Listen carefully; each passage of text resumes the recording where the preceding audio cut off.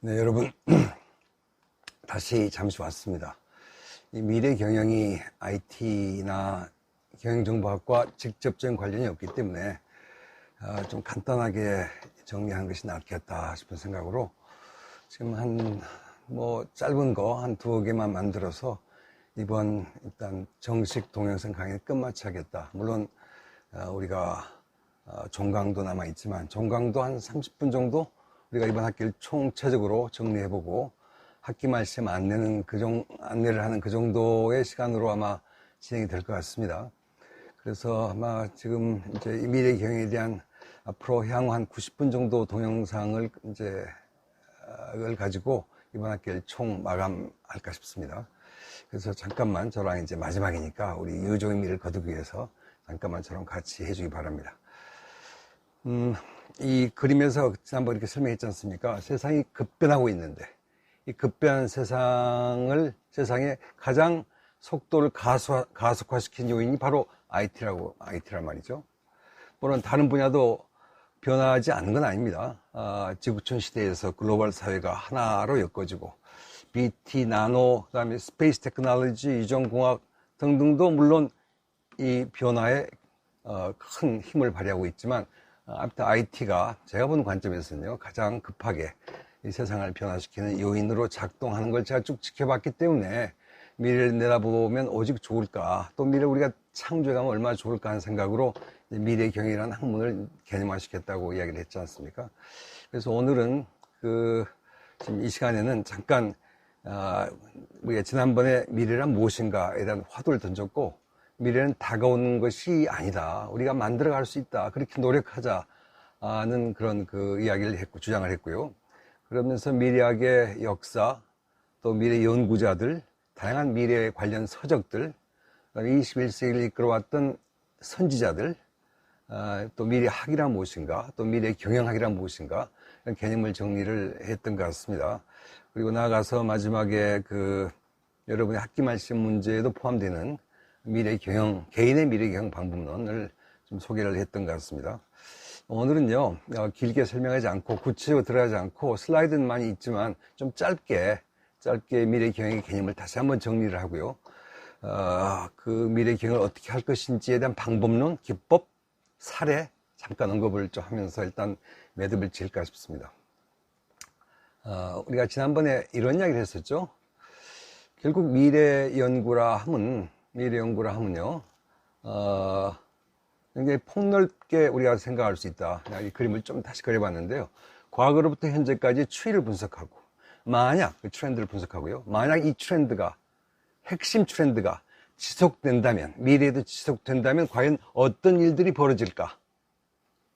다양한 일들이 벌어지겠죠? 거기서 다양한 미래들을 우리가 한번 찾아보고, 이 대한 미래들 중에서 가장 바람직한 미래를 찾아서 청사진을 그리고, 그걸 실천하기 위한 청사진을 그리고 노력을 경주함으로써 그 비전을 달성시킬 수가 있다. 그게 미래 경영 개념이다. 이렇게 이야기했단 말이죠. 그리고 이 각각의 단계의 탐색 기법, 그러니까 과거로부터 현재까지 이뤘던 다양한 트렌드들을 탐색하는 기법, 그걸 기반으로 미래를 예측하는 기법, 또 미래를 설계하는 기법들이 다양하게 존재한다고 이야기를 지난번에 했잖아요. 이야기를 이제 잠깐만 이번 시간에 하면서요, 일단 내가 매듭을 짓고 제가 좀 떠날 때 좀 떠나야겠습니다. 그리고 또 이 그림도 보여줬죠. 결국 이 그림이나 앞그림이나 결국은 같은 건데요. 다시 한번 복습차 이야기를 잠깐 한다면, 아까 이야기했지만, 미래 연구를 정의하고, 과거로부터 현재까지 이른 변화를 탐색하고, 이 변화라는 그 단어가 매우 중요합니다. 좀 이따 강조하겠습니다. 그래서 과거로부터 현재 이르렀던 여러 가지 변화들이 무엇이 있었던가, 그 추세를 탐색하고, 스캐닝 한다고 합니다. 이 트렌드가 지속된다면 어떤 미래가 펼쳐질 것인지 다양한 미래를 한번 상상해보고, 피처링입니다.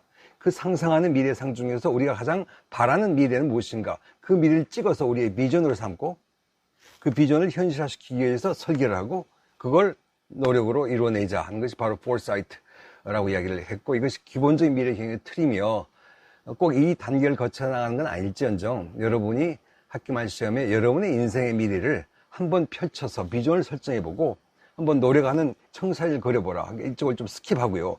여기에 그냥 초점을 맞춰서 한번 그려보라 하는 것이 학교만 시험의 문제 하나로서 포함시키겠다고 이야기를 아까 했고요. 그 다음에 그걸 노력하는 것이 중요하다. 그러면 여러분 노력을 하길 바랍니다. 이런 이야기를 해드렸습니다. 아까 말했듯이 미래는 정확하게 예측할 수가 없습니다. 그러나 어떤 변화가 있어 왔던 것인가, 과거로부터 현재까지, 또 어떤 게 결정적으로 중요했던 변화의 요인이었던가, 그 요인들은 앞으로도 지속될 만한 가능성이 있는 것인가를 따져보는 거거든요. 그래서 과거를 알면 안다고 해서 미래가 내다보지는 않지만, 과거의 결정적인 트렌드를 우리가 이해할 수 있다면 미래를 내다보는 힘이 좀 생기는 겁니다. 그래서 변화를 연구하는 학문이 어쩌보면 미래 경영학일 수도 있습니다. 미래학일 수도 있어요. 이런 그림도 그래서 따라서 가능합니다. 변화를 연구하는 학문들이 다양합니다.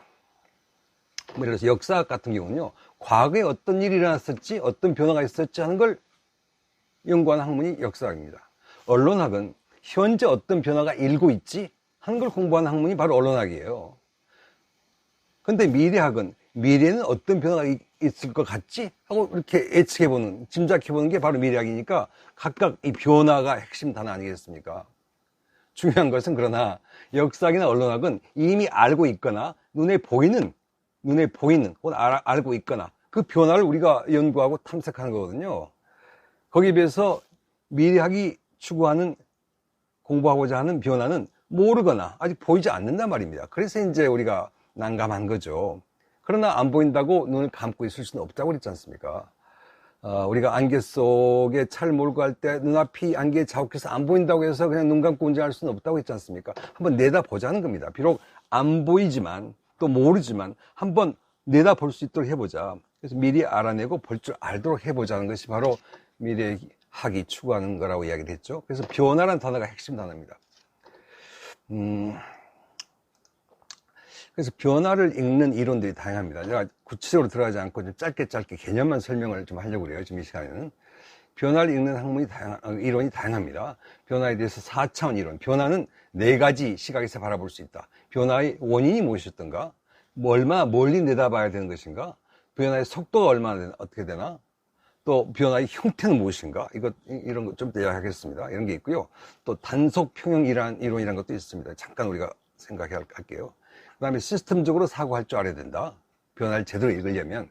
그리고 나가서는 이 사회가, 이 세계가, 우리가 살고 있는 사회가 왜 변화하는 것인지, 이 사회학적인 시각에서 이 소셜 체인지의 기본적인 개념이 무엇인지를 이해함으로써 미래를 내다볼 수 있는 힘이 좀 생기는 거죠.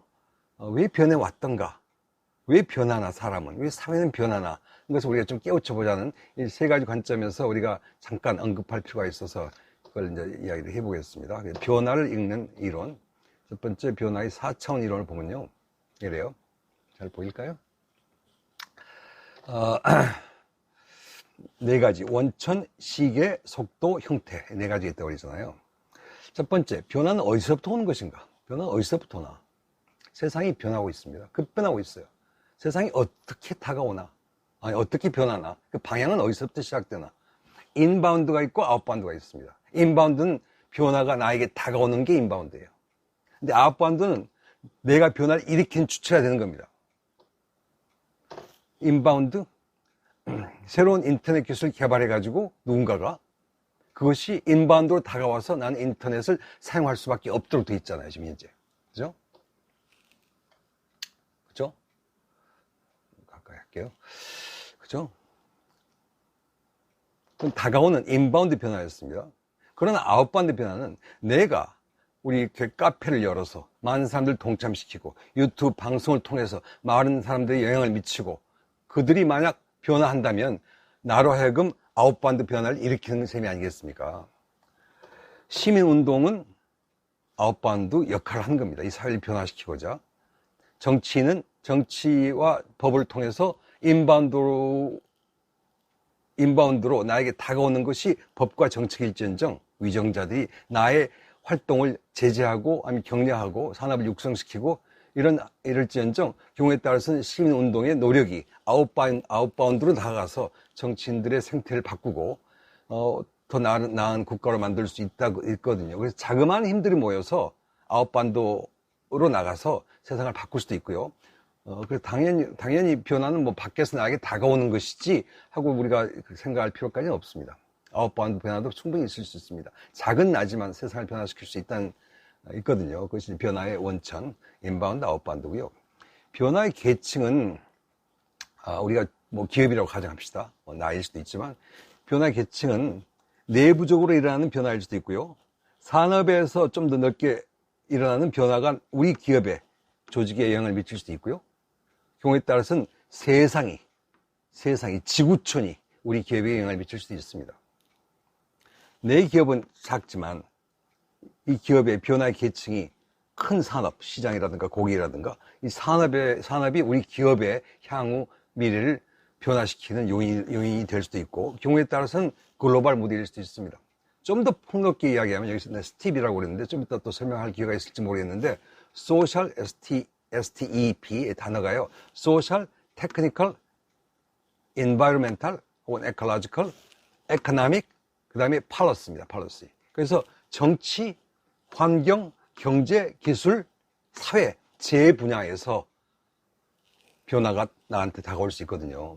계층이 이렇게 굉장히 폭넓을 수 있거든요. 작게는 내부적인 혁신일 수 있지만, 넓게는 시장과 고객일 수 있지만, 더 넓게는 세상이고요, 우주촌이고요. 나가서는 소셜, 테크니컬, 인바이러멘탈, 에코노미컬, 팔러시, 이 5가지 측면에서 우리가 세상이 변화가 무엇인지를 제대로 가늠해 볼 수 있다 이겁니다. 뭐 이렇게 볼 수 있고요. 그게 스팁이고요. 변화의 시계도 가까이 볼 수 있고 멀리 볼 수 있습니다. 지금 우리 현재거든요. 지금 변화가 일므로써 미래가 어떻게 바뀔까? 현재 지금 여기 있다고 그래서 여기 있지만 이렇게 내려갈 수도 있고요. 현재 여기 있지만 이렇게 움직일 수도 있고요. 현재 여기 있지만 이렇게 미래는 변할 수 있지 않습니까? 이 시계가 타임 호라이즌이 얼마큼 멀리 보는 것인가, 앞으로 향후 얼마만큼 몇 년 후를 바라보신가에 따라서 지금 현재는 이럴지언정 결과는 다양합니다. 뭐 다양하며 여기 빨간 걸 보면은, 빨간 그 줄만 보면요, 현재는 이렇지만 이게 이렇게 갈지 떨어질지 모르거든요. 내렸다가 올라갈지 모르거든요. 그래서 어떻게 얼마만큼의 미래를 바라보느냐에 따라서 미래는 전혀 달리 보일 수도 있다는 것이 변화를 내다보는 그 거리 얼만큼 미래를 내다보는 것이 미래의 시계, 변화의 시계, 이 타임 호라이즌이고요. 변화의 속도도 어떤 건 빠르고 어떤 건 더딥니다. 주식 시장은 늘 빨리 변합니다. 그러나 뭐 정치, 교육, 뭐 사회 많은 분야 이런 데는 변화가 느리거든요. 그래서 속도도 무엇을 대상으로 우리가 연구를 하냐에 따라서 속도도 특정한 관점에서 바라볼 수가 있겠죠. 속도를 중요시 할 수도 있고 중요시 안 할 수도 있고요. 지난번 잠깐 이야기했던 그 데이터 교수가 그 4가지 미래 법칙을 제시했던 그분이 변화 형태를 4가지로 정의를 했습니다. 크게 기본적으로 미래는 4가지, 변화는 4가지 형태를 띈다. 지속적으로 성장하는 미래, 성장하다가 몰락해버리는 미래, 많은 기업들이 이렇게 되고 있죠. 그 다음에 성장하다가 내려오더니 조정기를 거쳐서 다시 다시 조정되는 것. 그 다음에 이것과 좀 차이가 좀 있는데 그림은 유사해 보이지만, 그 다음에 뭔가 상승 효과를 가져오다가 약간 멈칫하다가 다시 도약하는 것. 우리나라는 이런 길이었을까요? 늘고 지금 지속적으로 성장만 하고 있을까요? 우리나라 대기업은 지금 성장하고 있지만 혹시 몰락할까요? 혹시 어떤 기업은, 어떤 사회는 지금 상당히 승승장구하다가 비록 지금 내려앉아 있지만 다시 힘을 갖춰서 이제 조정기를 거쳐서 다시 상승할까요? 아니면 제도가 할까요? 어떤 기업들은요, 뭐 이런 기업들이 있어요. 멈칫한 것 같더니, 저게 역시 저력이 있네. 애플 같은 게 그런 경우입니다. 애플은 정말 승승장구하다가 한때 위기를 맞았던 적이 있거든요. 그랬다가 재도약을 했단 말이죠. 재도약을 했단 말이죠. 우리 인생도 그렇습니다. 인생도. 잘못하면 이렇게 몰락할 수도 있지만, 다시 어떤 계기를 통해서 힘을 갖춰서 또 재도약을 할 수 있고, 일정 조정기를 거친 다음에 다시 또 상승 효과를 볼 수 있거든요. 근데 아무튼 데이터 교수가 4가지 미래 형태가 있다. 그래서 형태도 하나의 변화의 4차원 이론 중에서 한 차원이라고 볼 수 있겠네요. 변화는 그럼 아까 같은 그런 식의 4가지 유형만 띈 것이냐? 그렇지 않습니다. 속칭 변화의 단속 평형 이론이라는 게 있습니다. 단소평행 이론은 변화가 이렇게 가든 이렇게 가든 가는 것이 아니라 어떤 사건을 맞으면서 툭툭 변한다는 겁니다. 이렇게 가다가 푹 변하고요. 쭉 또 괜찮은 것 같고 안정적인 것 같다 또 어떻게 변하고요. 또 어떤 큰 변화를 통해서 안정적이다 또 다른 변화가 있고요. 이러면서 세상이 변한다 이겁니다. 하나의 사례에 불과한데요. 고려시대가 쭉 있어 왔습니다. 그러다가 이성계 유화도 회군을 통해서 갑자기 조선시대가 개막됐잖아요. 푹 뛰었습니다. 변화가 역사의 흐름이 이런 것 같지만 그게 아니라는 거예요. 역사의 흐름이 이렇게 유연하게 흘러온 그 흐름이 아니었습니다. 이게 진짜 역사의 흐름이었거든요. 그래서 갑자기 조선시대를 개막했고 나름대로 조선 왕조를 통해서 여러 가지 500년 동안 잘 그럭저럭 유지해온 국가인 것 같았다가 일제 침략을 당해서 갑자기 새로운 변화를 일으키면서 일제시대를 경험했거든요.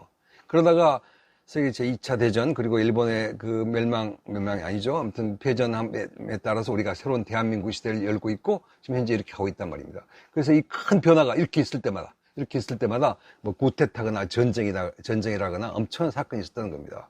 그래서 세상이 갑자기 특정 사건, 특정 상황, 특정 세력에 의해서 바뀌는 이걸 보고서 우리가 단속평행 이론이라고 그랬습니다. 어찌 보면 세상은 정말 이렇게 바뀌고 있는지 모릅니다. 자꾸 뭐 이제 하도 많이 이제 들으니까 별로 언급하고 싶지 않지만 코로나 바이러스가 어찌 보면 우리 인류에게 이런 효과를 가져오게 만들고 있는지도 모릅니다. 현재 이런 변화, 큰 변화가 이렇게 있을 때마다 사람들이 고달파합니다.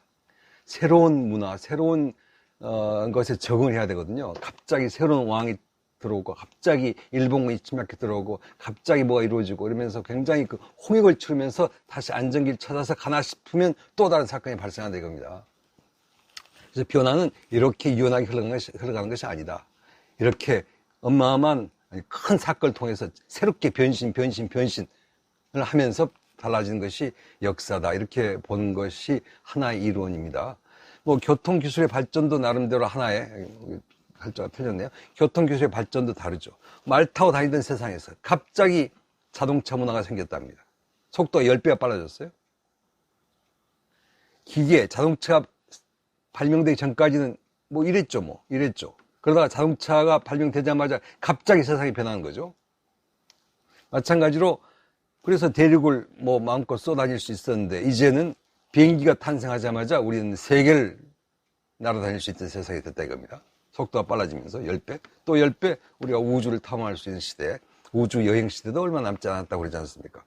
이거 역시 단속 평형의 하나에 속하는 이론이라 볼 수 있습니다. 그래서 세상은 유연하게 변한 것이 아니다 하는 것이 이것이 주는 교훈이고요. 잠깐 지난번에 그 미래의 특성을 이야기하면서 뭐 미래는 복합적이다, 복잡하다. 미래는 멀리 내다볼수록 불확실하다. 다양한 미래가 존재한다. 이런 이야기를 했잖아요. 이 복잡성의 수준을 맞춰서 그럼 이 복잡한 그 여러 가지 역학관계를 갖는 이 복잡한 미래 혹은 사회를 어떻게 바라봐야 되는 것인가 하는 것이 바로 시스템적 사고입니다. 시스템 사고예요. Systems thinking입니다. 시스템이란 여러 부분들로 구성되어 있고요. 그 다음에 그 시스템과 구성 요소들은 다른 시스템과 직간접적으로 연결되어 있고요. 그래서 이들은 서로 상호작용하면서 의외의 결과를 낳을 수 있고요. 기대하지 않은 결과를 생산할 수도 있고요. 그래서 그들의 역학관계가 우리가 기대하는 결과가 아님으로써 예측을 불가능하게 하거나 혹은 최소한 어렵게 만드는 요인이 있습니다. 굉장히 여러 가지가 복합적으로 서로 연동돼 가지고 세상을 만들고 사회가 새롭게 변화되거든요. 이 모든 걸 고려할 수 없다 이겁니다. 그래서 우리가 시스템적으로 과연 이 변화가 무엇인가를 시스템적으로 사고할 수 있어야 된다는 거예요. 하나의 잠깐 예를 들어보면 시스템 작동 모델링을 할 때 예를 들어서 우리가 다이어트를 합니다. 뚱뚱한 친구가 다이어트를 해요. 다이어트를 하는데 자꾸 다이어트를 해도 살이 또 찌고 또 요요 현상이라는 이유가 무엇이냐? 왜 그럴까? 왜 살이 찌느냐? 사람의 의지가 부족하냐? 혹은 스트레스를 받아서 그러냐? 스트레스 받으면 자꾸 냉장고 문을 연대요, 우리 인간은. 그래서 결국은 다이어트 실패하는 것이냐?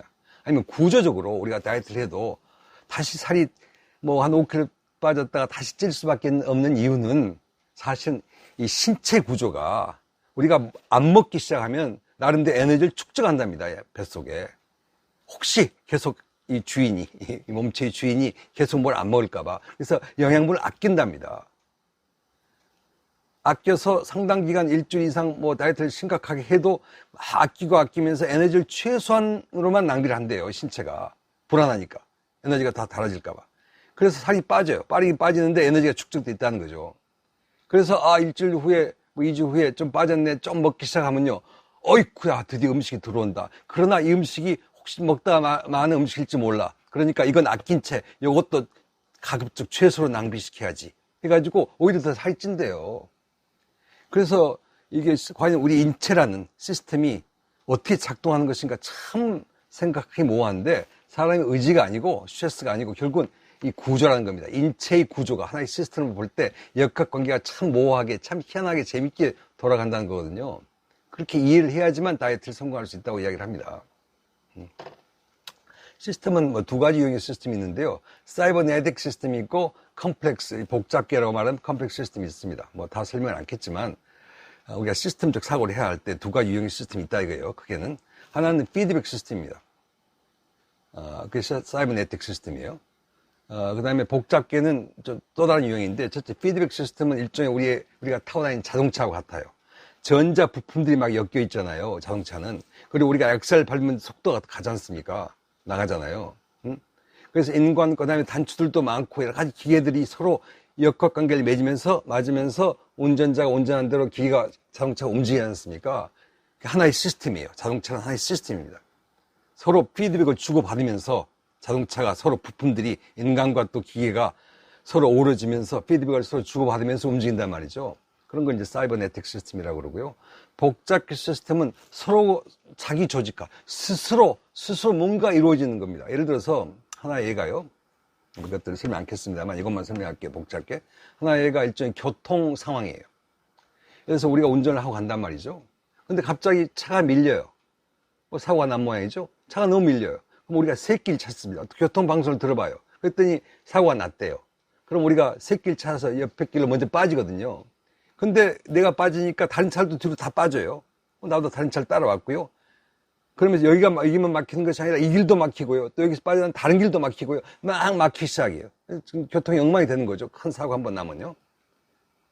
그러면 그걸 듣고 있던 어떤 사람은 어이고 지금 뭐 고속도로 막혔네. 오늘 지금 당장 움직이면 안 되겠네 하고 떠날 걸, 자동차 타고 떠나려다가 잠깐 멈추고 상황을 지켜보자고 아예 집에서 출발조차 안 한단 말이죠. 이것들이 서로 피드백을 가지면서 자기 조직화처럼 움직이는 이 복잡한 교통 상황을 보고서 우리가 복잡계라고 합니다. 이게 지금 미래 기행과 무슨 관계가 있냐고요? 세상은 변하는데 뻔하게 변하는 것이 아니라 복잡하게 얽혀서 변한다 이겁니다. 이 복잡하게 얽혀서 변하는 과정을 이해하려면 시스템적으로 사고해야 되고, 바로 그것을 모델링할 수 있는 몇 가지 방법들이 사이버네틱 시스템으로 모델링하는 방법, 혹은 복잡계로 보는 방법 등이 있다는 거죠. 내가 구체적으로 설명을 않겠습니다만 여기서는. 사회는 왜 변하는가? 다양한 이론이 있습니다. 정말 무지하게 많은 이론이 있어요. 그게 10가지만 찍어서 왜 사회는 변하는가? 이 사회학자들의 이론을 잠깐만 이야기하고 이 테이프는 여기서 잠깐 끊겠습니다. 첫 번째가 진보론자에 의하면 오늘날의 사회는 과거보다 나은 것이다. 앞으로는 더 나을 것이다. 하는 것을 전제 조건을 깔고 가정하에서 진보론자들은 미래의 사회는 훨씬 현재보다 나은 사회일 것이다. 그렇게 변할 것이다. 하고 바라보는 것이 진보론자고요. 발전론자들은 사회는 늘 선진의 방향으로 변할 것이다. 일관되게 선진하게 된다. 더 잘 살게 된다. 더 편리하게 된다. 이것이 이제 발전론자들의 주장이고요. 기술론자들은 기술이 늘 새롭게 나타나고 무한한 능력을 갖추면서 인류를 점점 잘 살게 변화시킬 것이다. 한 것은 기술론자들이 사회의 변화, 소셜 체인지를 바라보는 시각이고요. 문화론자들은 기술도 하나의 문화의 한 유형으로서 물질이나 기술보다는 문화에 의존한다. 그래서 코카콜라가, 켄터키, KFC가 세계 방방곡곡에 퍼지고요. 또 문화가, 영화가, 할리우드 영화가, 또 문화가 세상을 바꾼다. 영향을 미친다 하는 것이 문화론자들. 그래서 세상이 변하는 것이다. 그것이 문화론자들의 주장이고요. 세상은 일관되게 변하지 않고 오랐다가 내렸다가 이렇게 어떤 순환된다 하는 것이 순환론자들의 주장이고요. 어떤 특정 사회론자들의 주장이 옳고 그런 게 아닙니다. 우리가 공부하고자 하는, 또 미래 연구를 하고자 하는 특정 주체가 주체를 우리가 어떤 소셜 체인지 이론이 맞다고 가정하고 한번 그 변화의 흐름을 우리가 이해할 수 있을 것인가 하고 보는 거죠.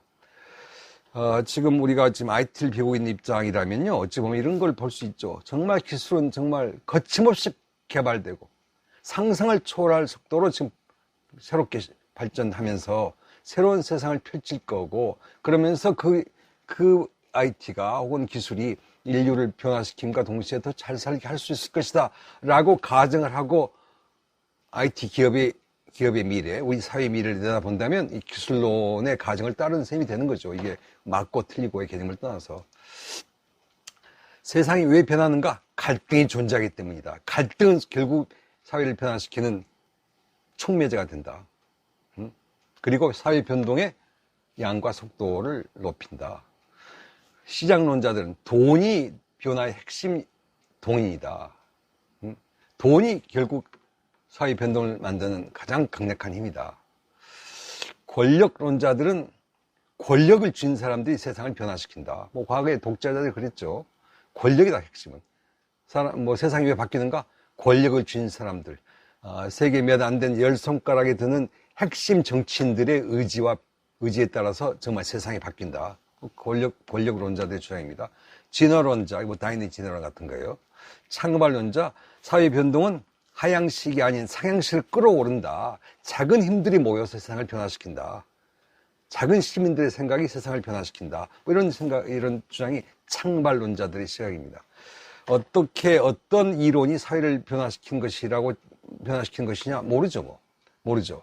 단, 지금 내가 여기서 이야기하고자 한 것은 미래의 경영학은 변화를 내다볼 줄 알아야 되는데, 아까 이야기했던 것처럼 시스템적으로 사고할 줄 알고, 변화의 핵심 네 가지 원칙, 디멘션을 이해하고, 그 다음에 심지어 나아가서는 사회가 왜 변한 것인가, 사회학자들의 이론을 우리가 나름대로 생각해 본다면, 그들의 주장을 생각해 본다면 미래를 내다본 힘이 더욱더 있지 않겠는가 하는 겁니다. 그래서 이제 여러 가지 가정에 따라서 어떤 이론을 우리가 존중할 것인가 하는 것은 그 주어진 문제가 무엇이냐에 따라서 이렇게 될 수도 있고요. 주어진 문제가, 그래서 내부적으로 발생해 있고, 어떤 방향을 가지고 그것이 기술론이다 할 때는 기술론자들이다. 이렇게 기술론을 따르자. 이렇게 이야기를 할 수 있다는 거죠. 오케이. 지금 잠깐 끊고요. 돌아와서, 미래 기법들 잠깐 이야기를 좀 하겠습니다. 여기 잠깐 이야기 미리 할까요? 아닙니다. 잠깐 돌아와서 이야기하겠습니다. 나가겠습니다. 곧 돌아올게요.